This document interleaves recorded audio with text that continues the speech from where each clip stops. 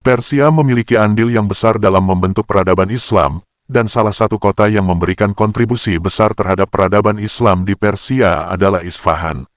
Kota ini berkembang antara abad C hingga 18. Sampai saat ini, Isfahan masih banyak menyimpan kenangan kejayaan pada masa lampau. Kota ini juga banyak melahirkan banyak boulevard yang lebar, jembatan yang beratap, istana-istana, masjid-masjid, dan menaranya. Isfahan menjadi satu di antara sekian banyak kota besar di dunia. Isfahan menjadi salah satu kota terpenting dalam sejarah peradaban Islam. Beberapa daulah Islam sempat menjadikan kota itu sebagai pusat pemerintahan dan pilar peradaban, seperti Timurid, Buwai, Saljuk, dan Syafawi. Di masa kejayaan Islam, Isfahan menjadi kota yang sangat maju dalam ilmu pengetahuan, kebudayaan bahkan perdagangan. Ketika daulah Syafawi berkuasa, Isfahan menjadi ibu kota yang sangat indah. Isfahan menjadi magnet bagi pendatang dari penjuru dunia dengan berbagai latar belakang. Karena keindahan dan kemasyurannya, Isfahan dijuluki dengan sebutan kota separuh dunia, Isfahan Nesof-e Jahan. Karena pada waktu itu, segala sesuatu yang dicari semuanya ada di kota Isfahan. Sejarah lahirnya Daulah Syafawi. Daulah Syafawi di Persia baru berdiri pada waktu Daulah Turki Utsmani sudah mencapai puncak kejayaannya. Namun pada kenyataannya, Daulah Syafawi berkembang dengan sangat cepat. Istilah nama Syafawi ini terus dipertahankan dari tarekat Syafawiyah sampai menjadi sebuah gerakan politik dan menjadi daulah yang disebut Daulah Syafawi. Dalam perkembangannya, Daulah Syafawi sering berselisih dan bersinggungan dengan Daulah Turki Utsmani. Daulah Syafawi merupakan peletak dasar berdirinya negara Iran, salah satu negara yang memiliki percepatan teknologi di dunia. Daulah Syafawi adalah menganut mazhab tertentu dalam kegiatan keagamaannya. Sebelum Daulah Syafawi berdiri, cikal bakal lahirnya daulah tersebut dimulai dari sebuah gerakan tarekat Syafawiyah yang berdiri di daerah Ardabil, kota Azerbaijan. Nama tarekat ini sesuai dengan nama pendirinya yaitu Safi al-Din, salah satu keturunan Musa al-Qasim. Awal mulanya tarekat ini bertujuan meluruskan orang-orang yang ingkar dan pada akhirnya memerangi orang-orang yang keluar dari rambu-rambu syari petik terbalik. Tarekat ini menjadi semakin penting setelah ia berubah bentuk dari pengajian tasawuf murni yang bersifat lokal menjadi gerakan keagamaan yang besar pengaruhnya di Persia, Syria, dan Anatolia. Dalam perkembangan berikutnya penganut tarekat Syafawiyah sangat fanatik terhadap ajaran-ajarannya. Hal tersebut ditandai dengan adanya petik terbalik tikat yang kuat dari kalangan mereka untuk mendirikan sebuah kekuasaan tersendiri. Dengan dukungan yang kuat dari pengikutnya, lama-kelamaan para pengikut tarekat Syafawiyah membentuk suatu kekuatan yang mandiri, fanatik, dan penuh percaya diri. Di bawah kepemimpinan Junaid tahun 1447 sampai tahun 1460 terbentuklah prajurit yang kuat dan siap untuk memasuki dunia perpolitikan. Daulah Syafawi melebarkan sayapnya dengan menumbuhkan kegiatan politik di dalam kegiatan-kegiatan keagamaan. Efek dari gerakan tersebut ternyata menimbulkan konflik dengan penguasa Karakoyunlu, salah satu suku Turki, dan kelompok Junaid dikalahkan dan kemudian Junaid diasingkan. Nasib baik masih menaungi Junaid, karena tempat pengasingan Junaid mendapatkan perlindungan dari Diyarbakir. Ia juga suku bangsa Turki yang tinggal di Istana Uzun Hasan, penguasa sebagian besar Persia. Jalan berliku dilalui oleh Junaid. Tahun 1459 Junaid mencoba merebut Ardabil tapi gagal. Pada tahun 1460 ia mencoba merebut Sirkasia tetapi dihadang oleh tentara Sirwan dan ia terbunuh dalam peristiwa pertempuran tersebut. Kepemimpinan Junaid dilanjutkan oleh anaknya, yaitu Haidar. Haidar lalu menikah dengan cucu Uzun Hasan. Dari pernikahannya lahirlah Ismail yang kelak di kemudian hari menjadi pendiri Daulah Syafawi di Persia. Gerakan Haidar yang memimpin militer Syafawi menjadikannya sebagai rival politik Aka Koyunlu yang dapat dikalahkan pada tahun 1476 Sirkasia dapat dikuasai. Namun Aka Koyunlu mengirimkan bantuan militer kepada Sirwan, akhirnya pasukan Haidar dapat dikalahkan dan Haidar terbunuh. Putra Haidar yang bernama Ali didesak oleh bala tentaranya untuk menuntut balas atas kematian ayahnya, terutama terhadap Aka Koyunlu. Akan tetapi Yakub pemimpin Karakoyunlu menangkap dan memenjarakan Ali bersama saudaranya, Ibrahim, Ismail dan ibunya di Fars tahun 1489 sampai tahun 1493 Mereka dibebaskan oleh Rustam, putra mahkota Aka Koyunlu dengan syarat mau membantunya memerangi saudara sepupunya. Setelah dapat dikalahkan, Ali bersaudara kembali ke Ardabil. Namun, tidak lama kemudian Rustam berbalik memusuhi dan menyerang Ali bersaudara dan Ali terbunuh 1494 M. Periode berikutnya, kepemimpinan gerakan Syafawi diserahkan pada Ismail yang kala itu masih berusia 7 tahun.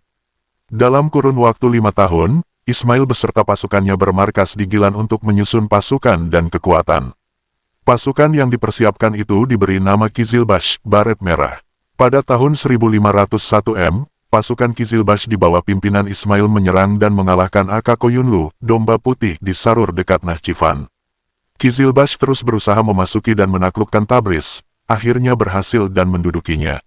Di kota Tabriz inilah Ismail memproklamirkan dirinya sebagai khalifah pertama Daulah Syafawi.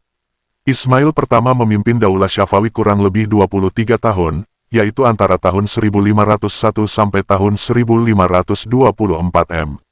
Pada 10 tahun pertama ia berhasil memperluas wilayah kekuasaannya. Membersihkan sisa-sisa kekuatan Karakoyunlu di Hamadan 1503 M, menguasai provinsi Kaspia di Mazandaran, Gurgan dan Yat 1504 M, Diyarbakir tahun 1505 sampai tahun 1507 M, Baghdad dan daerah barat daya Persia 1508 M, Sirwan 1509 M, dan Khurasan.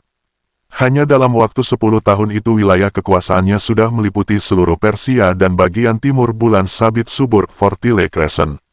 Ambisi politik Ismail mendorongnya untuk terus mengembangkan wilayah kekuasaan ke daerah-daerah lainnya seperti Turki Utsmani.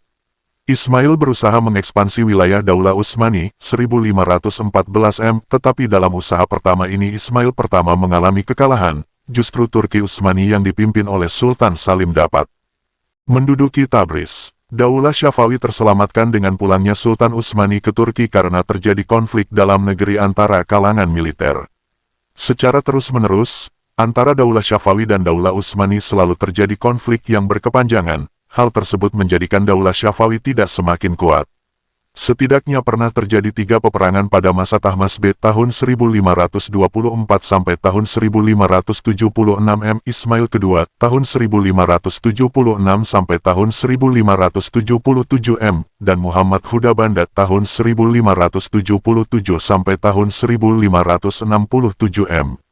Tidak hanya konflik yang terjadi dengan Daulah Utsmani, di dalam negeri juga terjadi pertentangan antar kelompok yang memicu perang saudara. B. Strategi dan kebijakan pemerintahan Daulah Syafawi. Pada masa kepemimpinan Abbas pertama, Daulah Syafawiyah perlahan-lahan mengalami kemajuan. Langkah-langkah yang ditempuh Abbas pertama dalam memajukan Daulah Syafawi diantaranya adalah 1. Berusaha menghilangkan dominasi Kizilbash atas Daulah Syafawiyah dengan cara membentuk pasukan-pasukan baru yang anggotanya terdiri dari budak-budak yang berasal dari tawanan-tawanan bangsa Georgia, Armenia, dan Sirkasia yang ada sejak pemerintahan Tahmasp I. 2. Mengadakan perjanjian damai dengan Daulah Utsmani. Di samping itu, Abbas pertama berjanji untuk tidak akan menghina 3 khalifah pertama dalam Islam yaitu Abu Bakar, Umar bin Khattab dan Utsman bin Affan dalam khutbah-khutbah Jumat. Sebagai jaminan atas syarat-syarat tersebut, Abbas pertama menyerahkan saudara sepupunya yaitu Haidar Mirza sebagai sandera di Istanbul. Masa kekuasaan Abbas pertama merupakan puncak kejayaan Daulah Syafawi. Ia berhasil mengatasi gejolak politik dalam negeri yang mengganggu stabilitas negara dan sekaligus berhasil merebut kembali beberapa wilayah kekuasaan yang pernah direbut oleh daulah lain seperti Tabriz, Sirwan dan sebagainya yang sebelumnya lepas direbut oleh Daulah Utsmani. Silsilah pimpinan Syafawiyah yang dimulai dari suatu gerakan tarekat hingga pada akhirnya menjadi gerakan politik dan kemudian menjadikannya sebuah daulah. Saat masih menjadi gerakan tarekat secara berturut-turut tarekat ini dipimpin oleh 1. Syekh Safyuddin Ardabili W. 1334 M. 2. Sadruddin Musa W. 1391 M. 3. Khawaja Ali W. 1429 M. 4. Ibrahim Junaid W. 1460 M. 5. Haidar W. 1488 M. 6. Ali W. 1501 M. Sesudah menjadi Daulah Syafawi, tampuk kekuasaan secara berturut-urut dipimpin oleh 1. Ismail I tahun 1501 sampai tahun 1524 M. 2. Tahmasp I tahun 1524 sampai tahun 1576 M. 3. Ismail II tahun 1576 sampai tahun 1577 M. 4.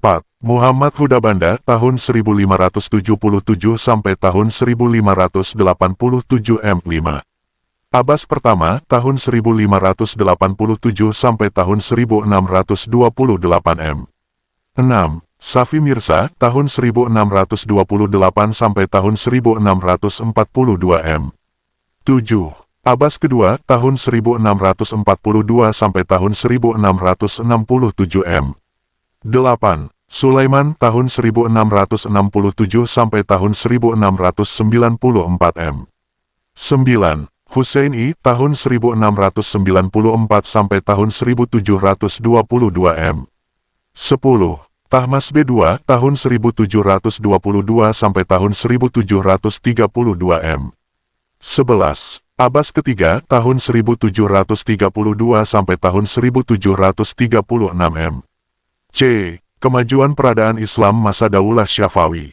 Pencapaian Daulah Syafawi tidak hanya dalam bidang politik.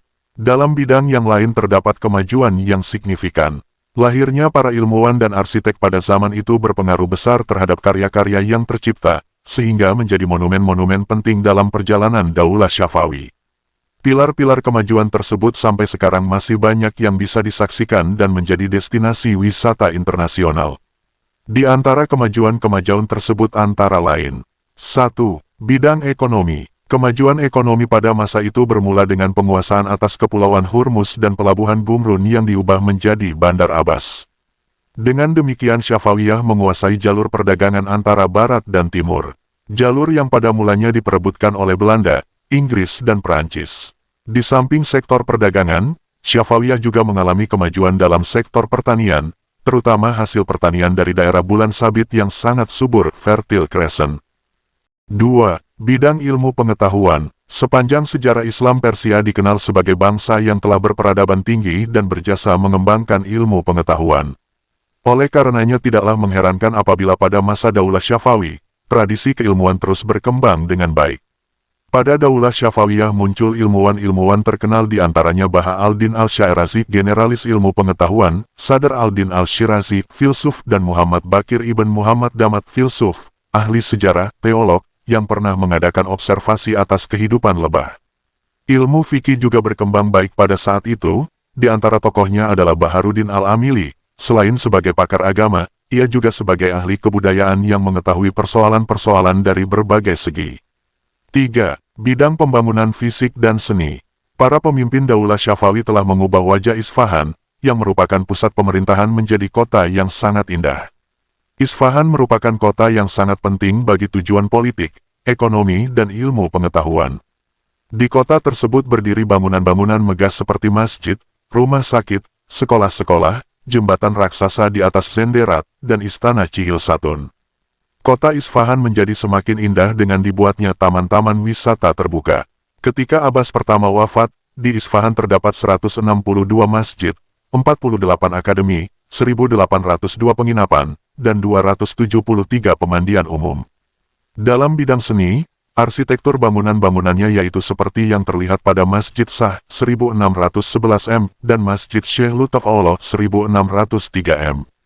Unsur seni lainnya juga terlihat pada hasil kerajinan tangan, keramik, permadani, karpet, pakaian, tembikar, dan lain-lain. Seni lukis juga sudah mulai muncul pada masa ini, tepatnya pada saat Sultan Tahmasp pertama berkuasa.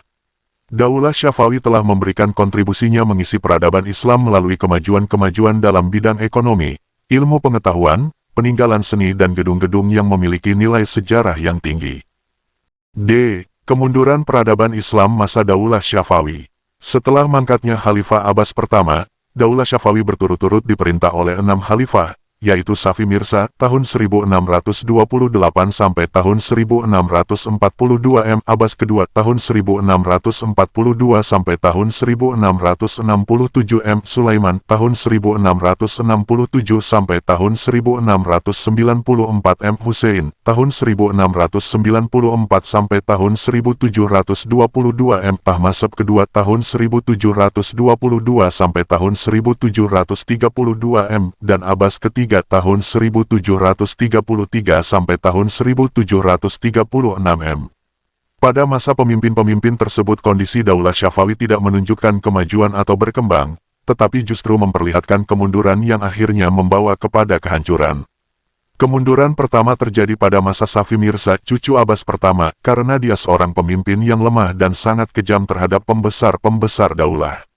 Di lain sisi dia juga seorang pencemburu, sifat tidak baiknya akhirnya mengakibatkan mundurnya kemajuan-kemajuan yang telah diperoleh dalam pemerintahan sebelumnya. Satu persatu wilayah kekuasaan Daulah Syafawi lepas ke penguasa daulah lain. Kota Kandahar diduduki oleh Daulah Mughal yang ketika itu diperintah oleh Sultan Shah Jahan, sementara Baghdad direbut oleh Daulah Utsmani. Abbas kedua suka minum minuman keras sehingga ia jatuh sakit dan meninggal. Sebagaimana Abbas kedua, Sulaiman juga seorang pemabuk. Ia bertindak kejam terhadap para pembesar yang dicurigainya. Akibatnya rakyat bersikap masa bodoh terhadap pemerintah. Pemberontakan terjadi pertama kali tahun 1709 m dilakukan oleh bangsa Afgan di bawah pimpinan Mir Faiz yang berhasil merebut wilayah Kandahar. Pemberontakan lainnya terjadi di Herat, suku Ardabil Afghanistan berhasil menduduki Masat. Mir Faiz diganti oleh Mir Mahmud dan ia dapat mempersatukan pasukannya dengan pasukan Ardabil, sehingga ia mampu merebut negeri-negeri Afgan dari kekuasaan Syafawi. Karena desakan dan ancaman Mir Mahmud, Shah Hussein akhirnya mengakui kekuasaan Mir Mahmud dan mengangkatnya menjadi gubernur di Kandahar dengan gelar Hussein Quli Khan, budak Hussein. Dengan pengakuan ini, Mir Mahmud makin leluasa bergerak sehingga tahun 1721 m, ia merebut Kirman dan tak lama kemudian ia menyerang Isfahan dan memaksa Shah Hussein menyerah tanpa syarat. Pada tanggal 12 Oktober tahun 1722 Masehi Shah Hussein menyerah dan tanggal 25 Oktober Mir Mahmud memasuki kota Isfahan dengan penuh kemenangan. Salah seorang putra Hussein yaitu Tahmasp kedua, mendapat dukungan penuh dari suku Khazar dari Rusia, memproklamirkan dirinya sebagai penguasa yang sah dan berkuasa atas Persia dengan pusat kekuasaannya di Astarabad. Tahun 1726 m, Tahmasp II bekerja sama dengan Nadir Khan dari suku Afsar untuk memerangi dan mengusir bangsa Afgan yang menduduki Isfahan. Pengganti Mir Mahmud, Ashraf yang berkuasa di Isfahan dikalahkan oleh pasukan Nadir Khan tahun 1729 m. Ashraf sendiri terbunuh dalam peperangan itu. Dengan demikian Daulah Syafawi kembali berkuasa. Namun, pada bulan Agustus tahun 1732 Masehi, Tahmasp kedua dipecat oleh Nadir Khan dan digantikan oleh Abbas ketiga, anak Tahmasp kedua yang ketika itu masih sangat kecil. 4 tahun setelah itu, tepatnya tanggal 8 Maret tahun 1736, Nadir Khan mendaulat dirinya sebagai daulah menggantikan Abbas ketiga. Dengan demikian berakhirlah kekuasaan Daulah Syafawi di Persia. Adapun sebab-sebab kemunduran dan kehancuran Daulah Syafawi adalah 1. Adanya konflik yang berkepanjangan dengan Daulah Utsmani. Berdirinya Daulah Syafawi yang bermazhab Syiah merupakan ancaman bagi Daulah Utsmani, sehingga tidak pernah ada perdamaian antara dua penguasa besar ini. 2. Terjadinya dekadensi moral yang melanda sebagian pemimpin Daulah Syafawi, yang juga ikut mempercepat proses kehancuran daulah ini. Khalifah Sulaiman yang pecandu narkotik dan menyenangi kehidupan malam selama hampir 7 tahun tidak menyempatkan diri menangani pemerintahan. 3. Pasukan gulam, budak-budak, yang dibentuk Abbas pertama ternyata tidak memiliki semangat juang yang tinggi seperti semangat Qizilbash. Hal ini dikarenakan mereka tidak memiliki ketahanan mental karena tidak dipersiapkan secara terlatih dan tidak memiliki bekal rohani. Kemerosotan aspek kemiliteran ini sangat besar pengaruhnya terhadap runtuhnya ketahanan dan pertahanan Daulah Syafawi. 4. Seringnya terjadi konflik intern dalam bentuk perebutan kekuasaan di kalangan keluarga istana. Isfahan, surga dari Persia. Sebagai daulah yang besar, Daulah Syafawi telah mewariskan peninggalan yang istimewa untuk dunia. Tepatnya di Isfahan, sebuah kota tua indah dengan sejumlah peninggalan sejarah yang menakjubkan. Isfahan terletak di Iran bagian tengah, disebut juga dengan nama Nisf-e-Jahan, yang artinya separuh dari dunia.